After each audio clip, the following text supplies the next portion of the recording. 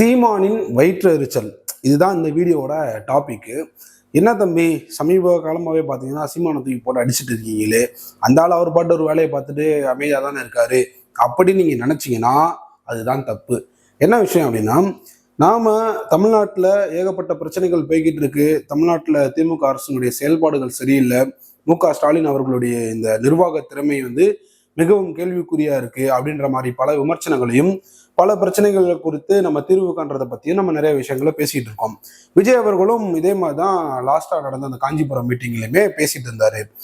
இதை பத்தி அவர் என்ன மீட்டிங்ல பேசியிருக்காரு, இதை பத்தி பேசியிருக்காரு, ஏன் பேசியிருக்காருன்றதை பத்திலாம் யோசிக்காம இவருக்கு என்ன பிரச்சனை அப்படின்னா, என்ன ஸ்டாலின் திமுக திட்டிட்டீங்க, அப்ப பதிலுக்கு நாங்களும் இருக்கோம் அப்படின்றத காட்டணும் அப்படின்னு சொல்லிட்டு திமுகவை திட்டினா பரவாயில்ல, விஜய் அவர்களை திட்டிட்டு இருக்காரு நம்மளுடைய சீமான் அவர்கள்.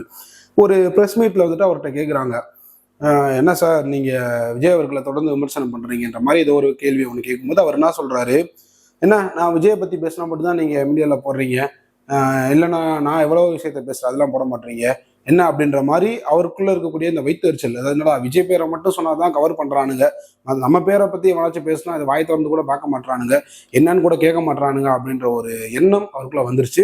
இதுக்கு முக்கியமான காரணம் என்ன அப்படின்ட்டு பல பேருக்கு பல கேள்விகள் இருக்கலாம். முதல் காரணம் என்னன்னா, ஒரு அரசியல் களத்திற்கு நம்ம இருக்கோம், அரசியல் களத்துல இருக்கோம் அப்படின்னா நமக்கான ஒரு அடையாளம் இருக்கு, நமக்குன்னு ஒரு கொள்கை இருக்கு, நமக்குன்னு ஒரு கோட்பாடு இருக்கு, அதுல உறுதியா இருக்கணும். அதே மக்கள்கிட்ட கடத்துறதுல மட்டும்தான் நம்ம ஃபோக்கஸ்டா இருக்கணும்.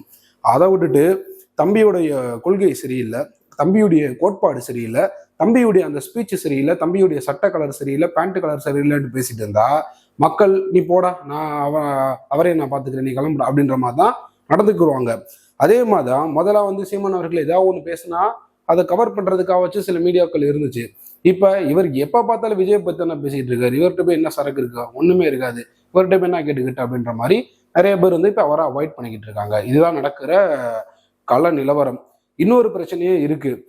அந்த மீட்டிங்ல பாத்தீங்கன்னா அறிவு திருவிழா அவதூறு திருவிழா அப்படின்ற மாதிரியான வார்த்தைகளை பயன்படுத்தி நம்மளுடைய கழக தலைவர் என்ன பண்ணாரு, விமர்சனம் பண்ணாரு. இதை விமர்சனம் பண்ணா யாரு, திமுக காரனே அமைதியா இருக்கான். அவன் பெருசா என்ன எப்பயும் வைரமா தான் வைராங்கிட்டு அமைதியா இருந்துட்டான். ஆனா நாம் தமிழருக்கு என்ன பிரச்சனைன்னு தெரியல, என்ன நீங்க அப்படி சொல்றீங்க எப்படி சொல்றீங்கன்னு சொல்லிட்டு இடுமோனம் காட்சியில இருந்து எல்லாருமே கலாய்க்க ஆரம்பிக்கிறாங்க யாரு, விஜய் அவர்களை. நான் என்ன கேட்கிறேன், அங்க திட்டினது திமுகவை, உங்களுக்கு ஏன் கோபம் வருது? ரெண்டாவது, அங்க நாங்க பேசின விஷயங்களை ஃபுல்லா எடுத்து பாத்தீங்கன்னா நியாயமான விஷயங்களை தான் பேசியிருக்கோம். மக்களுக்கு என்ன தேவை, எங்களுடைய கட்சி நாளைக்கு ஆட்சிக்கு வந்தா நாங்க எந்த மாதிரிலாம் மக்களை பார்த்துப்போம், நாங்க எப்படிலாம் ஆட்சி அமைப்போம் அப்படின்ற மாதிரி நாங்க பேசியிருக்கோம். சீமானவர்களுக்கு இதுல என்ன பிரச்சனை, நாம் தமிழருக்கு இதுல என்ன பிரச்சனை, எங்க போனாலும் விஜய் விஜய் விஜய் விஜய் விஜய் அப்படின்றது. அதே மாதிரி கொள்கை இல்லாத கூட்டம்ட்டு இவங்க தான் விமர்சனம் பண்ணது யாரு, திமுகவோட அதிகமான விமர்சனத்தை தவைக்கா மீது வைத்தவர்கள் யாருன்னு பார்த்தீங்கன்னா இவர் தான், யாரு, நாம் தமிழர் கட்சியுடைய சீமான் தான். ஆனா அவரு இன்னைக்கு என்ன சொல்றாருன்னா, மறுபடியும் விஜய் அவர்கள் அவ்வளவு மேடையில கொள்கையை பத்தி சொன்னதுக்கு அப்புறமும் இன்னும் கொள்கை இல்லாத கூட்டம் தான், இன்னும் கொள்கையை தெளிவா பேசியிருக்கணும்.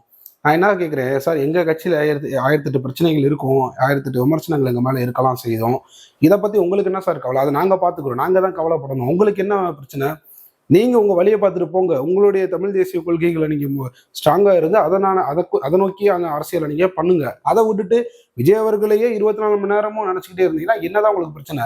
விஜய் அவர்களை பார்த்தா உங்களுக்கு வைத்தறிச்சல் தானே, அதான உண்மையான மேட்ரு. ஓப்பனா ஒரு ப்ரெஸ் மீட் வச்சு சொல்லுங்க, தம்பி எனக்கு விஜய் அவர்களை பார்த்தா வைத்தறிச்சலா இருக்கு, அதனாலதான் நான் அவரை பத்தி தொடர்ந்து பேசிக்கிட்டு இருக்கேன், ஸோ பெருசா கண்டுக்காதீங்கன்ற மாதிரி சொல்லிருங்க. அதை விட்டுட்டு எங்க போனாலும் 24 மணி நேரமும், ஏன் அவர் விஜயை பத்தி நினைக்காத ஒரே இடம் அவர் தூங்குறப்ப மட்டும் தான் நினைக்க மாட்டாருன்னு நினைக்கிறேன். ஏன் தூங்கும்போது கூட கனவுல கூட திட்டிட்டு இருப்பார் விஜய. அந்த அளவுக்கு பைத்தியம் பிடிச்சிட்டு திரிகிறாரு நம்மளுடைய நாம் தமிழர் கட்சியினுடைய ஒருங்கிணைப்பாளர் சீமான் அவர்கள். ஸோ மக்களே நீங்க கொஞ்சம் உஷாராயிருங்க. இந்த மாதிரி தன்னுடைய கட்சியை பத்தி யோசிக்காம மற்ற கட்சியை பத்தியே எப்ப 24 மணி நேரமும் யோசிச்சுக்கிட்டு இருக்கக்கூடிய ஒரு அரசியலுக்கே தேவையில்லாத ஒரு ஆணி தான் இந்த சீமான் அவர்கள் அப்படின்றது. நன்றி.